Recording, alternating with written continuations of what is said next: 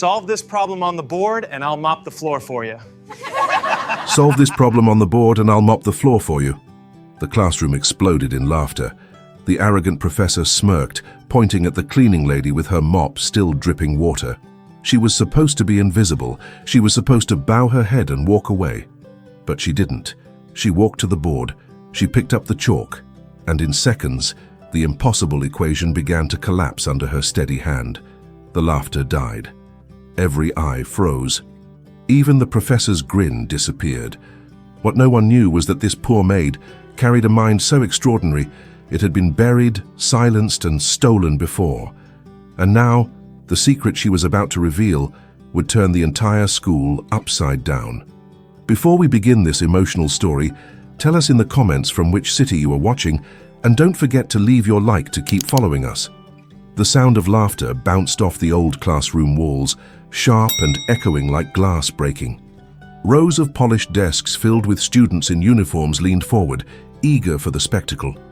At the front of the room stood Mr. Robert Hale, the charismatic math professor, known less for his teaching and more for his sharp tongue. His manicured finger pointed not at a student, but at the woman in the blue apron holding a mop. "Solve this problem on the board and I'll mop the floor for you," he declared, voice dripping with amusement. The blackboard behind him was crowded with equations, dense, intimidating clusters of symbols, integrals, and proofs only a graduate student might even attempt. His laughter rolled out, rich and mocking, as the class erupted with him. Chairs creaked, students slapped their desks, some doubled over. To them, it was entertainment. Elena Cruz, the cleaning lady, froze in the middle of the aisle. Yellow gloves still clung to her hands. She looked at the chalkboard, then back at him. Her face remained unreadable, but her grip on the mop tightened until her knuckles turned pale. "Go on," Hale insisted, smirking. "Show us how far basic arithmetic gets you." The mop bucket squeaked as it shifted beside her. Slowly, she leaned the handle against the wall.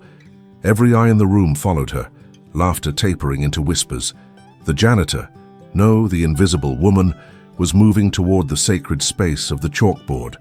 One boy muttered, "No way she even touches it." Another giggled, "She probably doesn't even know the alphabet." Elena reached for a piece of chalk. Her glove squeaked faintly as she pinched it. Then, decisive, she tugged the glove off. Bare fingers brushed chalk dust, pale against her skin.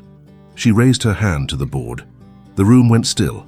Symbols began to appear, quick strokes forming not the clumsy scrawl of someone out of their depth, but neat, deliberate lines. She didn't just write, she dismantled. Every motion sliced into Hale's problem with surgical precision. Steps others would skip, she clarified. Where he left tangles, she untied them with elegance. Whispers died into silence. The only sound was chalk against slate. After a minute, she stepped back. The board, once chaotic, now revealed a clean, startlingly simple conclusion boxed neatly at the bottom. Hale's smirk faltered. His laugh caught in his throat. He blinked, leaned forward as if distance might explain away what his eyes insisted was real. Elena placed the chalk gently on the tray, wiped her hand against her apron, and without a word, picked up her mop again. The silence in the room was unbearable. A few students glanced at each other, unsure if they'd just witnessed comedy or blasphemy. And then, as Hale's jaw tightened, one boy whispered, audible enough for all, "Did she just solve it?" Eleanor didn't answer. She dipped the mop into the bucket and dragged it across the tile floor, the sound of water and cloth the only reply. But Hale's eyes stayed locked on the board, on the solution, on the truth he couldn't laugh away. And something inside him, something dark and threatened, began to burn. The bell rang, but no one moved. Students sat frozen in their seats, staring at the chalkboard like it had just rewritten the laws of gravity. "Mister." Hale cleared his throat, tugged at his tie, then clapped his hands sharply. "Class dismissed," he barked, forcing a grin that never reached his eyes. Chairs screeched as the students hurried out, whispering to each other. Some dared a glance back at Eleanor, still mopping as if the moment had never happened. But their hushed voices betrayed their confusion. "Did you see that? She solved it, didn't she?" "Impossible. Hale probably set her up." The professor lingered by the board, staring at the boxed answer. His hand twitched, tempted to erase it, but instead he snapped the chalk in half and let the pieces fall. His jaw clenched. Elena wrung out the mop and kept moving, eyes on the floor, not on him. To anyone else she looked detached, almost numb, but her fingers shook each time she pressed the mop against the tiles. She had broken her silence, something she swore she'd never do again. The heavy wooden door creaked. Dr. Sarah Whitman, a retired math chair who occasionally visited the school, shuffled in. A scarf hung loosely around her neck, her grey hair pulled back into a bun that had long since lost its fight against stray strands. She squinted at the board. Robert, who solved this? Hale turned, startled. Just a demonstration, a trivial warm-up for the students. Whitman tilted her head. Her eyes, though softened by age, carried decades of experience. She stepped closer, tracing the clean logic of the solution with her gaze. Trivial? Her tone was skeptical. This is elegant. Whoever wrote this thinks differently. Eleanor paused, her mop dripping into the bucket. She didn't look up. Hale forced a laugh. One of my brightest, anonymous genius, you know how it goes. But Whitman's gaze lingered on the handwriting. Funny, she whispered. It reminds me of a style I once saw years ago, in Chicago. Hale's face stiffened. He coughed, snapping the eraser across the board, smudging Eleanor's work into grey dust. We don't have time for speculation. Whitman sighed and nodded, though her eyes flicked toward Elena, who had resumed mopping in silence. Something unspoken passed between the two women, one glance brief but heavy, as though Whitman suspected far more than she let on. The classroom emptied. The corridor buzzed with chatter as students spread rumors like wildfire. Elena slipped into the supply closet, shutting the door behind her. In the cramped darkness, her breath trembled. She pressed her forehead against the cool metal shelf, whispering under her breath, words no one else could hear. Not again. Not here. But as she opened her locker, a folded slip of paper slid out, landing at her feet. She unfolded it slowly. In neat, blocky handwriting, it read, "Stop writing on the board. I know who you are." Her stomach dropped. She crushed the note in her fist. Outside, the sound of Hale's laughter carried faintly down the hall, laughter stretched too thin, hiding fear. Mr. Hale stormed into his office, slamming the door so hard the glass rattled in its frame. He dropped into his leather chair, glaring at the stack of untouched essays on his desk. His reflection in the darkened window stared back, mocking him. That board, that solution, that woman. His hand tightened around his pen until it cracked. He had spent years cultivating his reputation as the sharpest mind in the room, the man untouchable by error. And yet, with a single line of chalk, the janitor had stripped away his armor in front of his own students. The knock at his door was sharp. A student peeked in. "Professor, everyone's talking about the problem from earlier." "Rumors," Hale snapped. "Children telling ghost stories. Do not indulge them." The boy hesitated. "But they say the cleaning lady—" "Out!" Hale's voice thundered and the door slammed shut again.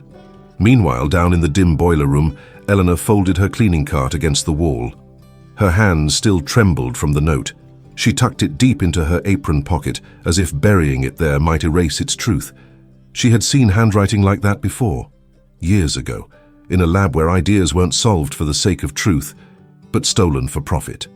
She closed her eyes, hearing the echo of a signature she once placed on a contract, ink that cost her everything. The door creaked open. Jack, the night security guard, stepped inside. His flashlight beam caught her face. "You okay? You look pale." "I'm fine," she murmured, though her voice betrayed the lie. Jack studied her, concerned. He'd seen her scrub these halls night after night, always quiet, always invisible. But tonight there was something different, an invisible weight pressing her shoulders. He pulled out a thermos and offered it. "Coffee. You look like you need it."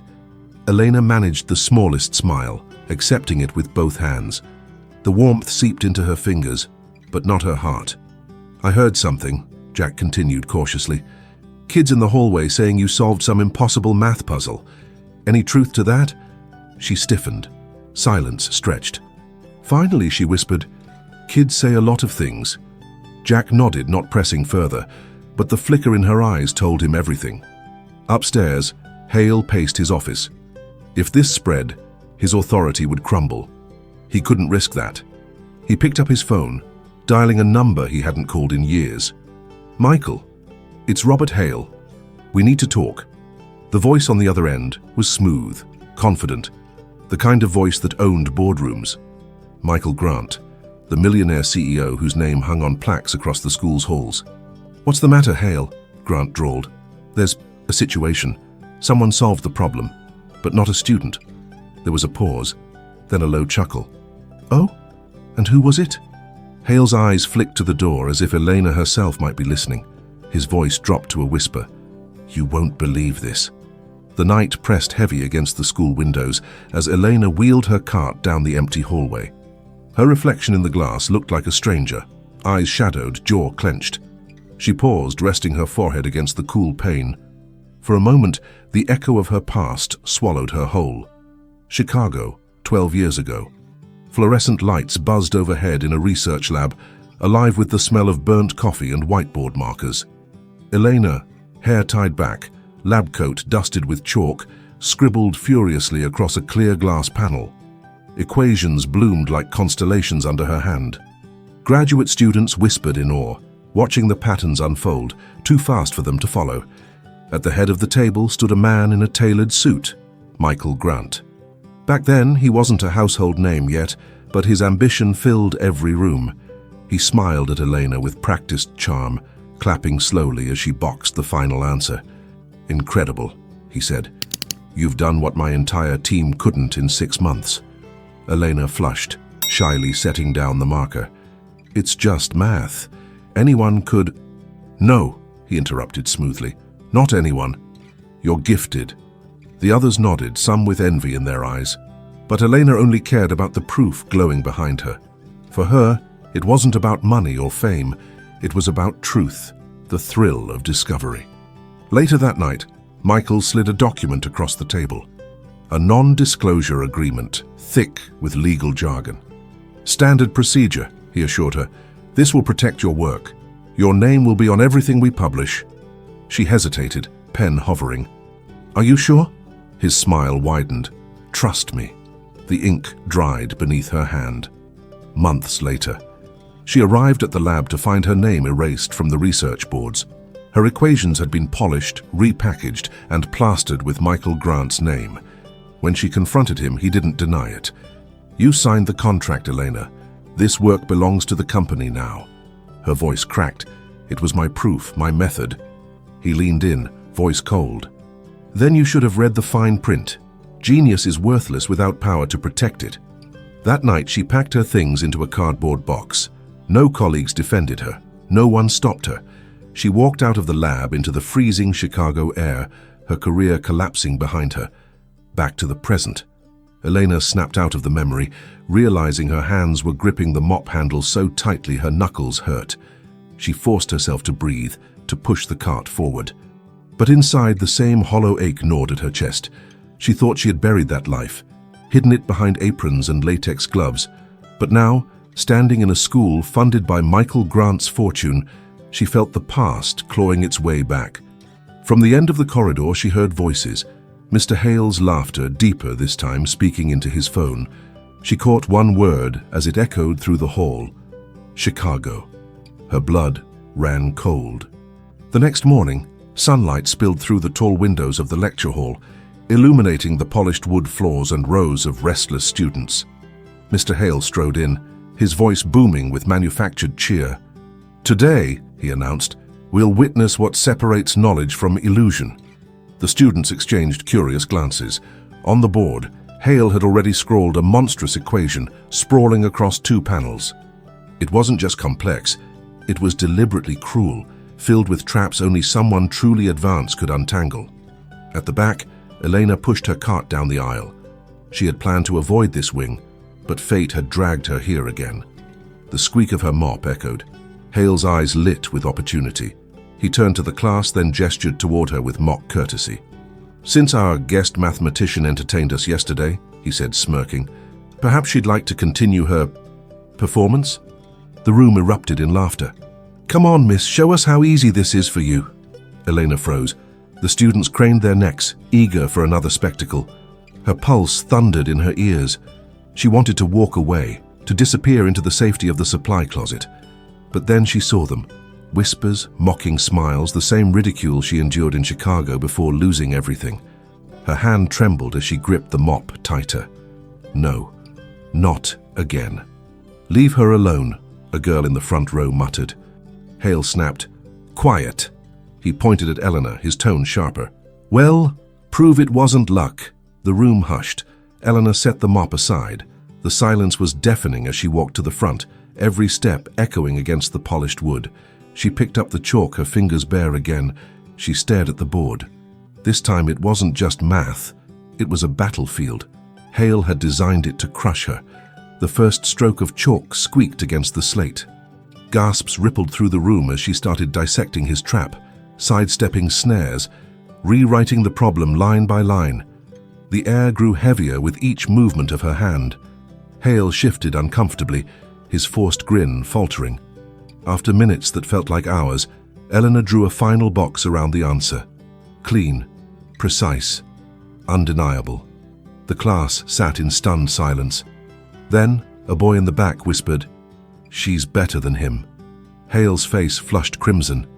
He slammed the eraser across the board, scattering chalk dust like smoke after a fire. "Enough of this nonsense," he barked. "She vandalizes my classroom and you all cheer. She doesn't belong here. She cleans floors." Gasps filled the room. Eleanor stood motionless, her chest rising and falling as the words cut deep. The door creaked open. Dr. Sarah Whitman stepped inside, cane tapping against the floor. She eyed the half-erased equations, the chalk still on Elena's fingers. "What's happening here?" she asked. Hale stiffened. "Just putting an end to theatrics." Whitman's gaze lingered on Elena, then shifted back to Hale. Her voice was calm but firm. "From where I stand, Robert, it looks like she's teaching your class." The students erupted in whispers. Hale's jaw clenched, his eyes burning with a hatred he could no longer hide. By the afternoon, whispers had spread through every hallway. Students huddled in corners, their voices low but electric. The story had grown larger than life, the cleaning lady who solved the impossible. In the faculty lounge, however, the mood was poisonous. Hale paced the room while two administrators watched him with furrowed brows. "She's undermining the school," Hale insisted. "Do you understand what kind of chaos this creates? A janitor humiliating faculty in front of students? We'll be a joke." The dean, a man with silver hair and tired eyes, raised a hand. "Robert, it's a spectacle, yes, but hardly grounds for dismissal. She solved a math problem, not grounds," Hale snapped. "She's trespassing in my classroom, defacing my board. If she stays, she'll make us all look incompetent." The other administrator, a woman in a grey suit, exchanged a glance with the dean. "Then perhaps we remind her of her position." Quietly. Hale's lips curled into a smile. That evening, Eleanor entered the janitor's office to hang up her keys. On the desk sat a manila envelope. No name, no return address. Her hands hesitated before pulling it open. Inside were photographs. One of her walking her son, Milo, home from school. Another of her unlocking their apartment door. Another of Milo at the playground laughing, oblivious. Beneath the photos was a single note, written in the same blocky handwriting as before. "Stay in your lane, or next time it won't be just math we take from you." The envelope slipped from her fingers, scattering across the floor. Elena pressed her hand over her mouth, stifling a cry. Her knees buckled, but she forced herself upright. Milo. They were watching her child. She gathered the photos, shoving them back into the envelope, heart pounding so hard it hurt. The door creaked. Jack appeared, flashlight in hand. He stopped when he saw her face. "Elena, what happened?" She turned away quickly, wiping her eyes. "Nothing. Just tired." He stepped closer. "That's not nothing." His voice softened. "Talk to me." She shook her head, clutching the envelope to her chest. "If I talk, I lose everything. Please, just let it go." Jack hesitated, then nodded reluctantly. But his eyes lingered on the envelope, suspicion heavy in his gaze. Across campus, Hale sat in his office, the glow of his desk lamp casting sharp shadows on his face. He dialed the same number as before. "It's handled," he muttered into the phone. Michael Grant's voice flowed smoothly through the receiver. "Good, keep her quiet. We can't afford her resurfacing, not now." Hale leaned back in his chair, finally breathing easier. "She won't risk it. I've seen her type. Fear keeps them in line." But far below in the janitor's office, Elena held the photographs against her chest, and for the first time in years, anger began to burn hotter than fear. The next day, the library hummed with its usual quiet. Pages turning, keyboards clicking, whispers drifting between shelves.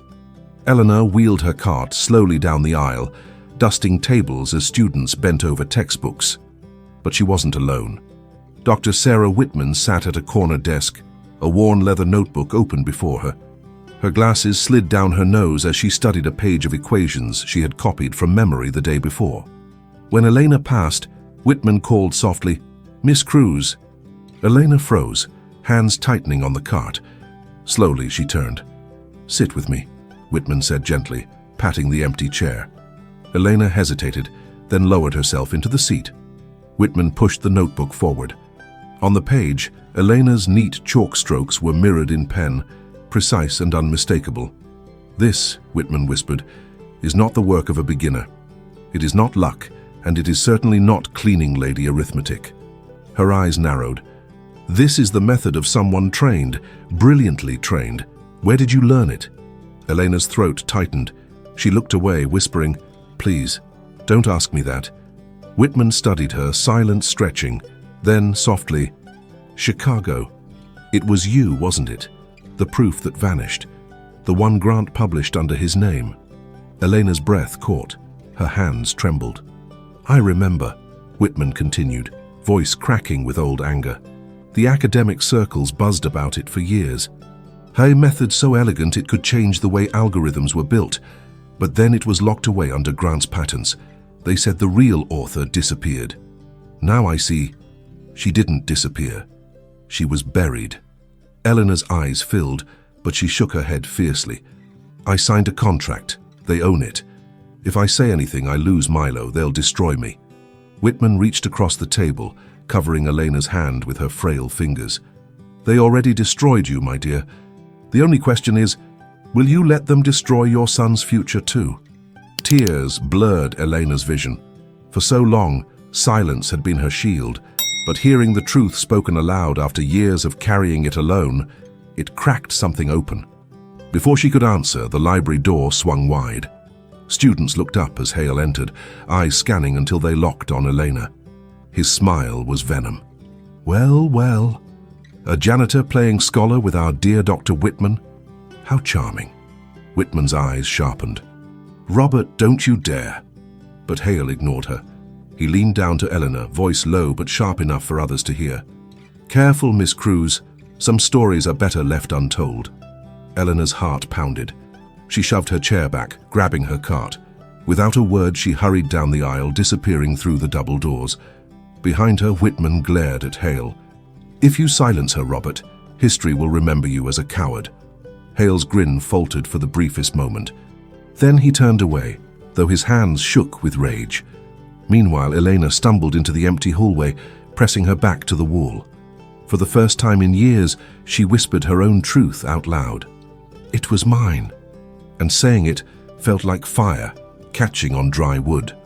The auditorium buzzed with anticipation. Rows of students, parents, and faculty filled the seats, murmuring about the surprise assembly. On stage, banners displayed the school's emblem alongside the golden logo of Grant Technologies. At the center stood Michael Grant, sharp in a tailored suit, every gesture radiating control. Cameras flashed as he shook hands with the dean. "Today," the dean announced proudly, "we welcome back our greatest benefactor, Mr. Grant, whose innovations have transformed education itself." Polite applause filled the hall. Elena, assigned to clean the aisles afterward, hovered by the side door with her cart. She kept her head down, but the sound of that voice, Grant's smooth baritone, made her skin crawl. Grant stepped to the podium, flashing a rehearsed smile. "It is my honor to support the brilliant minds shaping the future. Mathematics, my friends, is the foundation of progress, and this institution is where greatness is born." From the front row, Hale smirked, basking in borrowed light. But then a hand shot up from the audience. A student. "Mr. Grant," the boy asked, his voice shaking, "what about the problem on the board yesterday? The one Miss Cruz solved." A ripple of whispers spread like wildfire. All eyes turned, first to the student, then to the janitor standing stiff in the shadows. Grant's smile never faltered, but his eyes narrowed almost imperceptibly. "Ah, rumors. Children love stories." He chuckled, dismissive. But Dr. Whitman's cane tapped loudly as she stood. It was no rumor. I saw it myself. Her method was original, brilliant. Gasps echoed. Phones lifted as students began recording. Hale shot up from his seat, his voice sharp. "Dr. Whitman is mistaken. The woman is confused." Whitman slammed her cane against the floor. "Confused. Robert, I may forget what I had for breakfast, but I know mathematics when I see it." And that was her work. Eleanor's chest tightened. Her instinct screamed to run. But Milo's face flashed in her mind. The envelope of photos, the whispered threats. If she stayed silent, they would never stop. She stepped forward into the light. Her apron was dusted with chalk stains, her gloves still hanging from her pocket. The room hushed. "It was mine," she said softly. The microphone caught every word. The silence after was thunderous. Grant's smile froze. He leaned forward, voice smooth as glass. "Miss Cruz, I think you're mistaken. You wouldn't want to embarrass yourself." Her hands shook, but her voice rose.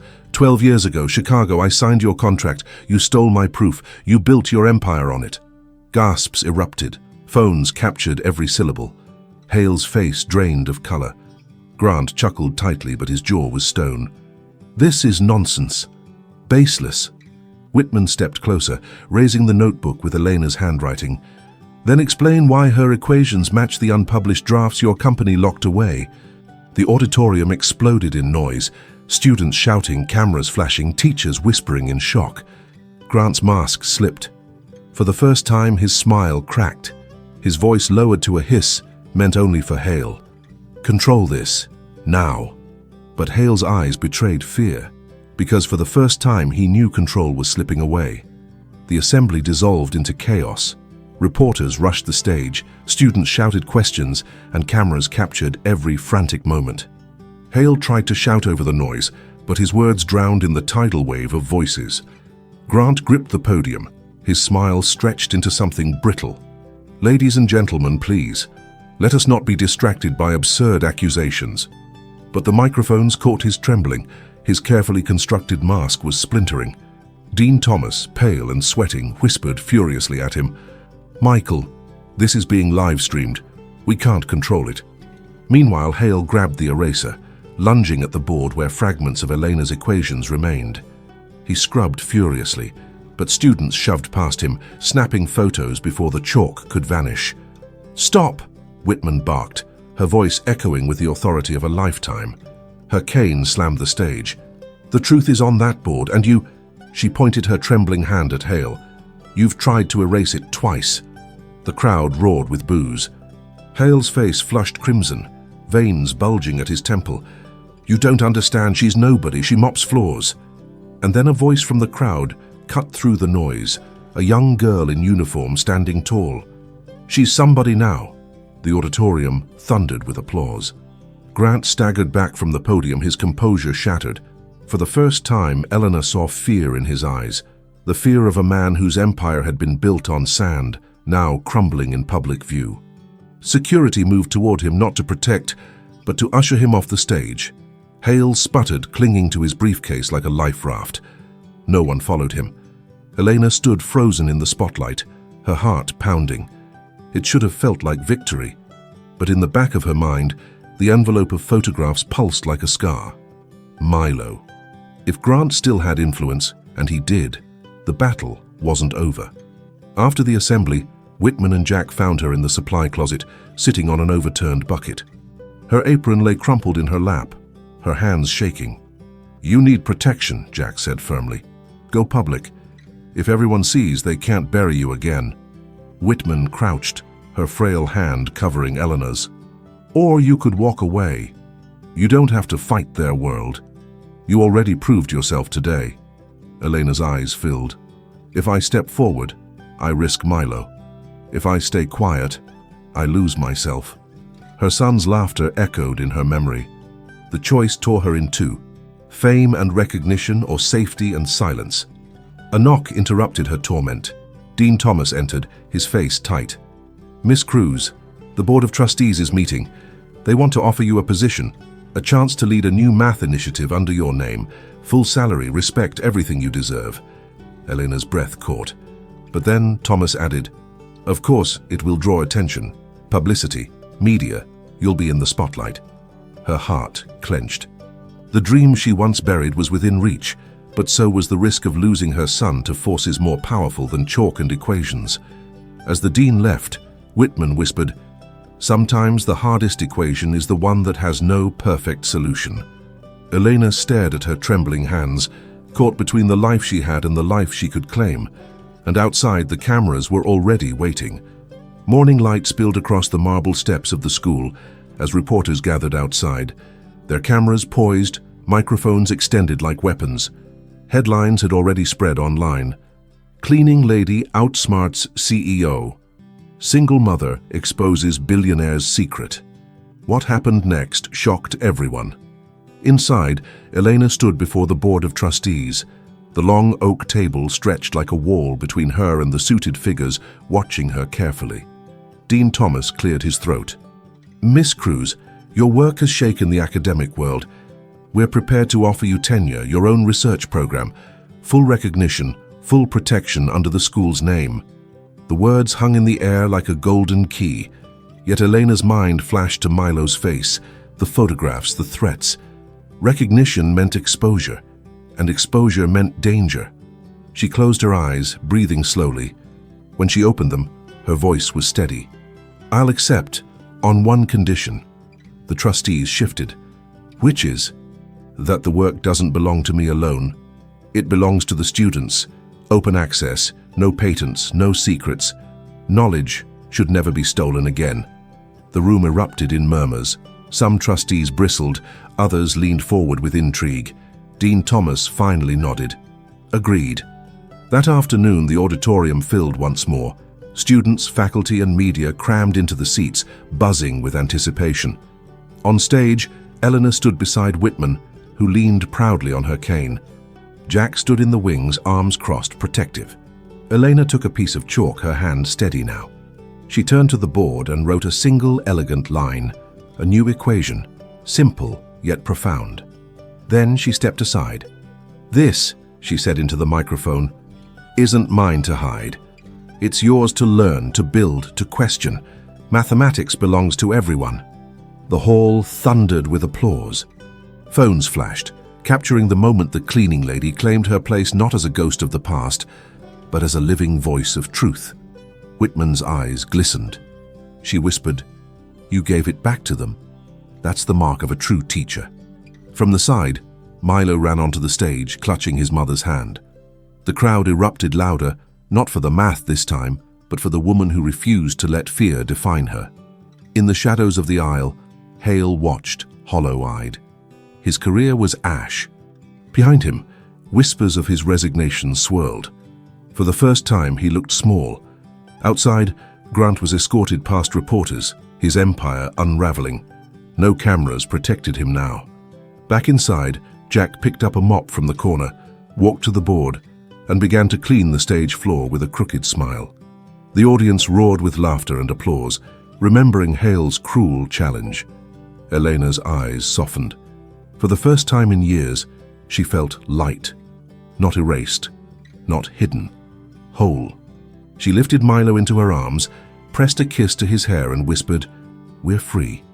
The spotlight dimmed, but the chalk marks on the board glowed long after the crowd dispersed, a reminder that dignity, once reclaimed, can never be erased. The chalkboard was wiped clean, but what remained could never be erased. Elena had proven more than her genius. She had proven her dignity. She chose not revenge, not silence, but the courage to share what was once stolen from her. And in doing so, she gave her son, her students, and even her enemies a lesson no equation could measure. In the end, Knowledge didn't belong to the powerful. It belonged to those brave enough to protect it, to share it, to live it. Elena's strength was never just her mind. It was her heart, her resilience, and the invisible fire that no one could mop away. So remember, respect cannot be bought, stolen, or mocked. It is earned, and sometimes the most invisible people carry the brightest light. Thank you for staying with us until the end of this heart-touching story. Tell us in the comments which part moved you the most. Subscribe and turn on the bell to receive more stories that inspire and transform. Leave a like if you believe in the invisible strength of dignity and family. And above all, thank you for being part of this community that believes in stories with soul. And before you go, watch the story I leave here on the left. I'm sure it will also move you and make you reflect.